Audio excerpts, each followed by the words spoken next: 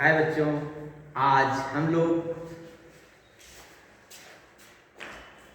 उपसर्ग तथा प्रत्यय पर अध्ययन करेंगे। आज हमारा विषय है उपसर्ग तथा प्रत्यय। तो जैसे यहाँ पर विदित है कि उपसर्ग दो शब्दों से मिलके बना है। उप प्लस सर्ग, अर्थात उप का मतलब समीप होता है और सर्ग का मतलब सृष्टि करना अर्थात निर्माण करना होता है।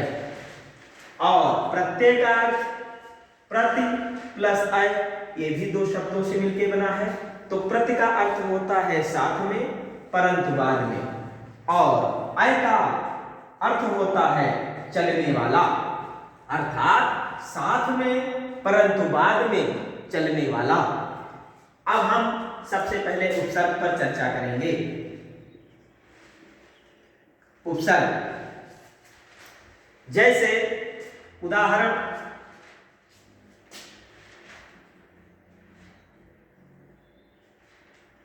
अनु प्लस भव, अर्थात अनुभव। भव हमारा मूल शब्द हो जाता है,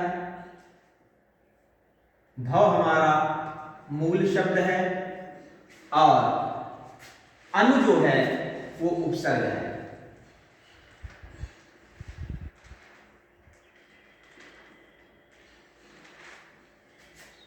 अर्थात वह शब्दांश जो किसी मूल शब्द के पहले लग करके उसके अर्थ में परिवर्तन कर देते हैं वह उपसर्ग कहलाते हैं।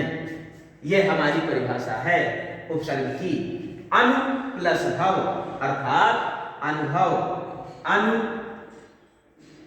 प्लस दान बराबर अनुदान। अनु भव अनु दान। इस तरह से ये हमारे उपसर्ग होते हैं।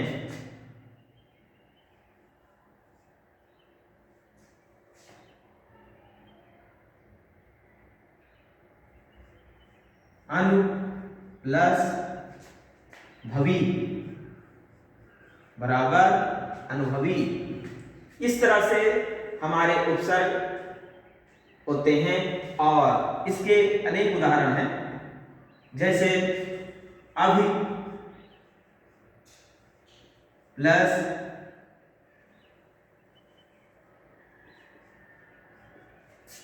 प्लस नव बराबर अभिनव।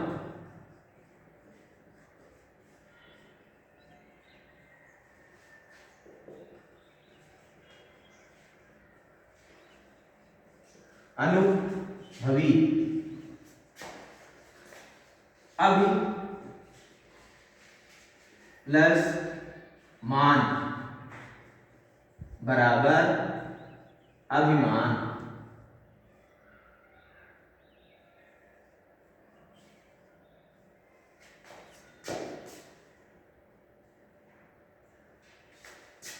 अति प्लस अधिक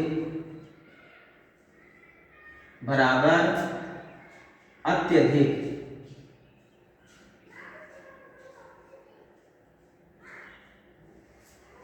यहां पर अनुपसर्ग है, यहां पर अनुपसर्ग है, यहां पर अनुपसर्ग है, यहां पर अभि है, यहां पर अभि है और यहां पर अति है। तो इस तरह से हमारे मूल शब्दों में जो है लग करके एक नए शब्द का निर्माण करते हैं तो ये उपसर्ग कहलाते हैं। इसी तरह से प्रत्यय है।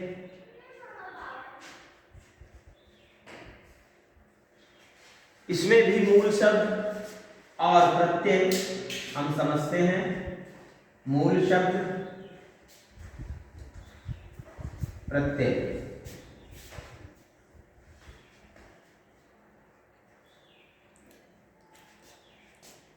जैसे च ल चल में न जुड़ जाता है तो क्या हो जाता है?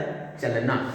अर्थात मूल शब्द हमारा चल है और उसका प्रत्यय है ना, तो चल और ना चलना,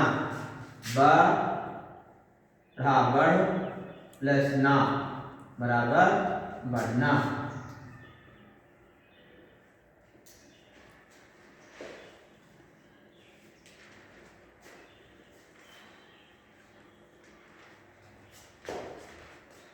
का रा कर और ना जुड़ गया तो करना।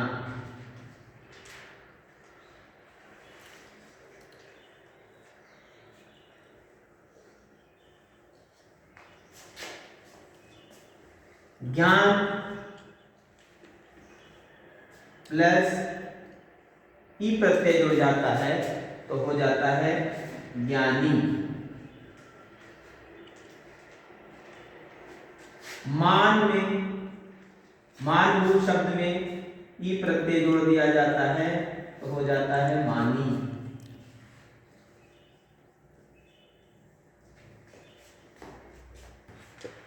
राज में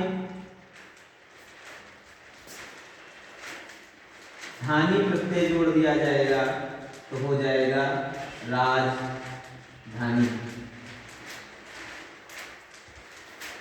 इस प्रकार हमारे प्रत्यय और उपसर्ग दोनों जो है किसी न किसी मूल शब्दों के, उपसर्ग मूल शब्दों से पहले लग करके उसके अर्थ को परिवर्तित करते हैं और प्रत्यय जो है मूल शब्दों के बाद में लग करके उसके अर्थ को परिवर्तित कर देते हैं। तो इस तरह से हमारे उपसर्ग और प्रत्यय दोनों इसी प्रकार से बनते चले जाते हैं।